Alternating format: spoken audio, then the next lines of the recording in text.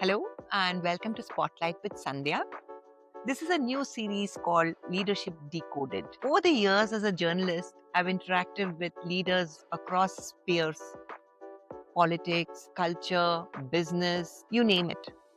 Now, here at Raintree Media, I work with business leaders, industrialists, founders, legal luminaries, politicians in helping them relate their stories and their leadership lessons. Today's guest brings something really amazing to the table. He's worked closely with leaders across geographies and sectors. So he's seen what works and what doesn't from the inside.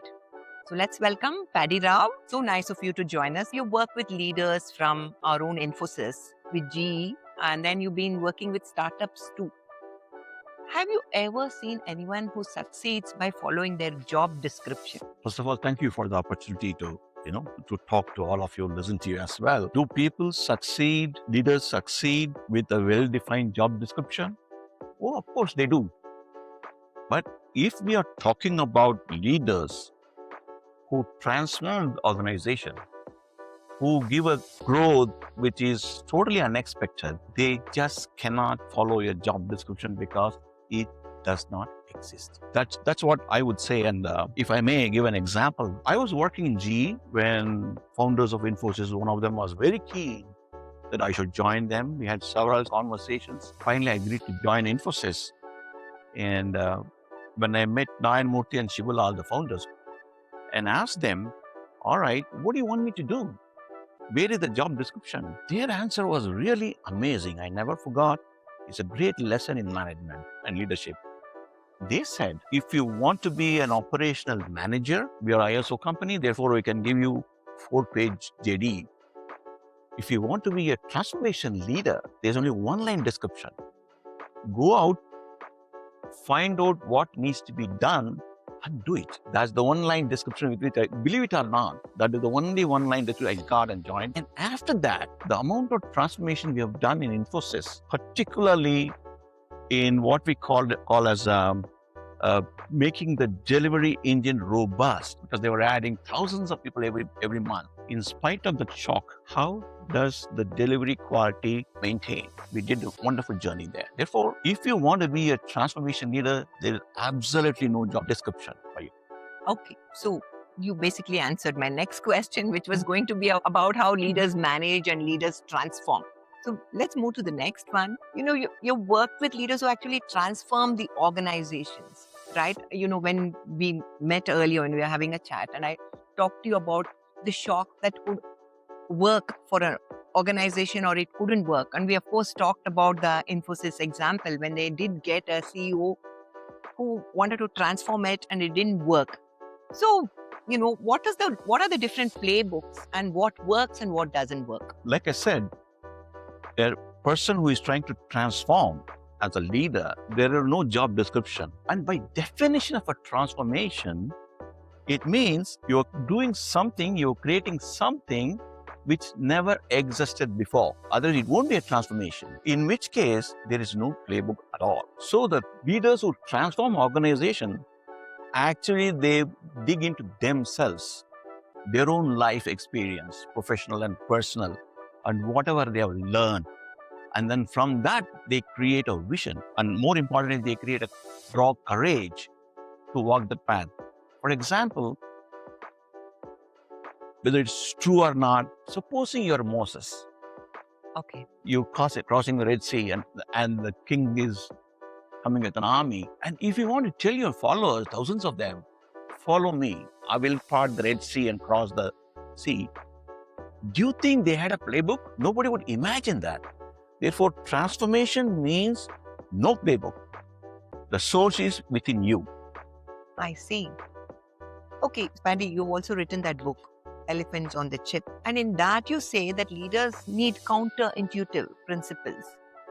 Have you seen leaders with whom you've worked with this kind of a principle? Real breakthroughs are always done by being counterintuitive. That's why it's called a breakthrough. Otherwise, it's just going by normal percentage and things like that. I can give an example where me and one of the founders, I hope I can bring myself in this Yes, example, definitely. because we did together. Me and one of the co-founders, we won a very big deal, $50-60 million years and years back from Canada, in absolutely being counterintuitive. It may take a while to explain. Can I do that? Yeah, Okay. sure. Yeah. It's Canadian, the country west side of the Canada. There was a $120 million deal which was split between us and IBM. And the new CIO came and she wanted all kind of concessions. She was threatening to fire us. Mhm. So I met her in Olympics Village. The Winter Olympics going on. Mhm. I go there from Boston. I sit there. She comes and says, first thing she tells me is, where is the check for $2 million? I said, what check? We thought you were going to pay us $2 million back. I said, I'm not going to give you a penny. Then she says, in which case, I'm not even joining you for lunch. I'm going away. I thought I'll take the check and take you to the box. We have a box and we can see the Winter Olympics. Instantaneously, I replied to her, the ticket for a box costs $6,000. Why would I pay you $2 million? If you want to go, go. I am having my lunch and going back to Boston. She was shocked. And later she escalated to the founder. And we played what we call in management a classical good cop, bad cop role. I was a bad cop trying to disagree with her. Mhm. My boss played the good cop. Mhm. And we did a lot of things, at the end of which she not only forgot to ask the $2 million check, she agrees to give $20 million more deal for us. Fantastic. That's what my boss, Mr. Shivalal, one of the co-founders, did. At the magic of being counterintuitive. Another thing, you were so confident and you could get this going. But typically, do senior executives, are they as confident as you were? Leaders are always afraid. They should be, right? They should be. Because it's not about themselves alone. You are leading an organization with thousands and thousands of people, their family, their aspirations, and more. So every step you take has consequences. Therefore, leaders are always afraid. But the trick of the trade is, if you're a true leader, you don't show it. That's all. But constantly you have fear. At the same time, you do not allow the fear to shackle you. Worst effect, the immediate effect of fear is you get paralyzed. That's what you say, no? Paralyzed with fear is the terminology we use. That is the effect of fear. But true leaders do not allow fear to paralyze them. So the answer is yes. We are always afraid. Paddy, now I would like to talk about your own journey, how you function as a leader. One of the paradoxes that it's your special paradox, I think. If you want to succeed, prepare for failure. How does that work out? Oh, when we try something, particularly the breakthrough sales or breakthrough execution, whatever you say, the chances of failure always high. Only those who are immature would think that the chance of failure is zero. How do we translate this understanding in actions? In fact, a few minutes back, even you mentioned you have plan B, plan C, even for this event. That is how people prepare. Why do you have plan B? Why do you have plan C? Because you know there is a finite chance that plan A will fail. Other day I was meeting a client, prospect actually. The chief guy was a general. So when I made a point that well-crafted strategy falls apart in the first contact with the enemy, the famous, the general saying, he got kind of offended. He said, no, it's not like that. We have plan A, plan B, plan C, plan Z, oh God, we'll never fail. I just listened to him and said, why do you have all those multiple plans? Because you know there's a possibility that plan A will fail. So when we know that failure is a possibility, we plan for alternatives. So I just want to step in here. I have to narrate these very impressive figures. He's led 9,000 strong operations. He's executed deals for $1.2 billion. And none of the time fear stopped you in your tracks. Never. Wonderful. Because the fundamental principle is failure is just adds only a couple of more steps to success. Failure does not end your life. What ends your life is giving up. Therefore, the choice between us is, all right, I tried this, I failed. What am I going to do next? Pick yourself up, figure out what to do next and move forward. Therefore, never stop. Never. That's very interesting because that's one of the things I learned from Mr. T.T. Jagannathan, the late chairman of TTK Press. He was the one who said that. He was quoting King Bruce and the story The about the spider. spider. Exactly. So you hunted accounts. You call yourself a hunter. Then you've transformed enterprises. You've grown them. So you call yourself a farmer. And you're also an author. You've written a book. So what's the one skill that's shown up in all these? In the variety of roles, yeah, I think the skill is, um, I perhaps, with your permission, I want to go take all of us into our ancient wisdom called Vedas. In Vedas, there are what are called Upanishad chapters where the question is asked: is there a skill knowing which you know everything? The answer is yes. Know about yourself. Okay. Of course, they translate into slightly more intense thing, saying that there is a concept called our inner consciousness.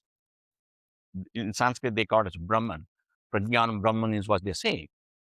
When you realize that ability to understand yourself, that manifests in several different ways as you wear several different hats, deal with several different problems and different solutions.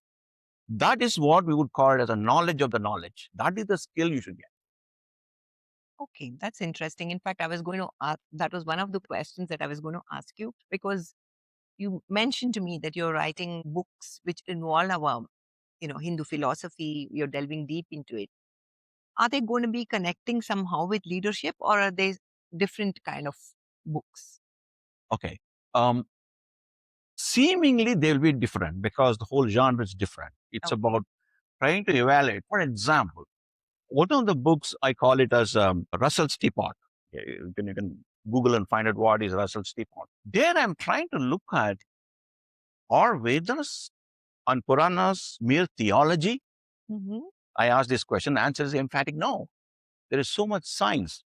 For example, I have written about the conceptual framework of general theory of relativity in Rig Vedas. So why am I doing that is even in the classical orthodox, mutts or churches or whatever you call, the understanding is every Vedic statement has got at least three meanings. One is superficial meaning, the second is a theological meaning, the third is a hidden meaning. When the book is about how do you take this out, then what do you have this knowledge for? You take this knowledge and lead. You can lead societies, you can lead organizations, you can lead teams, you can lead family. That is the purpose of all these things. It's very leader centric. So that's why I try to evaluate in several different ways. Wonderful. We've talked about the various organizations you've been with and in your role now as a consultant. You must have been part of transformations that got messy. How did you deal with it? Like I said, we fail very often. It's not publicly announced. We only announce success, but we fail quite a bit. How do we deal with it? A failure is an emotional thing to start with. Okay, I cannot keep the emotions away. The first step is to address the failure. How? What happens when a failure happens is that the team gets demoralized. One of the paradox which I mentioned in my book is that if you want to succeed, let others succeed. The team which wins for you, frankly speaking. In which case, when there is a failure, the team gets demoralized. Act is to bring the team together, shore them up, rather than finger pointing, saying, then you messed up, you are the reason. Never do that. A leader first assumes all responsibility for the failure. You guys did a great job. I failed. Now let's put our heads together and see how we can succeed. So that is how you deal with it. The psychological impact of depression has to be removed from the team. That is the fundamental responsibility of a leader. Then you can always, put committees to examine root cause analysis, 300-page report you can do and promote somebody. All that is possible. But the first act is to put the team back, assume the responsibility of failure on yourself, bring the team back on the track. That is how you deal with failures. Oh, you know, You've done all these deals and these transformations and all these lessons that you've learned. What is the one thing that you know now that you wished you knew earlier? Oh, Hindsight is always 2020. always 2020. Well, that is very true, very true. If I had to look back in my life, I feel this way. When everybody retired at 60, I quit my company in US. I started my own consulting organization. It has been a rough ride, no doubt about it, but there's been so much joy. Today, after 9 years, I feel I should have started when I was 30 because the impact which we can create is astounding. See, one of the most important difference between human species and others is only human beings can control the environment, modify the environment. Every other species is a victim of the environment. If we do not use that one single marker of being a human being, we have wasted a life as an animal only. That's what my opinion is. Becoming an entrepreneur, becoming a leader, becoming an opinion leader, whatever you want to say, being able to influence others for a better life is the single most thing we can contribute. I regret that I started very late. I so agree with you. I've just been thinking the last days. Oh, I wish I were like 15 years younger, 20 years younger, not because I regret those years. There's so much more I could do with Exactly. all the technology that's Yeah, available yeah. Oh, these yes, days. yes. Andy. Ye- So I think I'm done with my questions and we'll leave it open for the audience. Thank you all for being here today, and thank you again, Rainmakers, for hosting this evening. And above all, thank you to Paddy Rao. Thank you It was a for giving the pleasure. opportunity. Thank It you was very a much. pleasure Yep. talking to you. And please like, subscribe to Raintree Media channel on YouTube, social media pages on Instagram and LinkedIn, so we can bring you more such interesting content in future.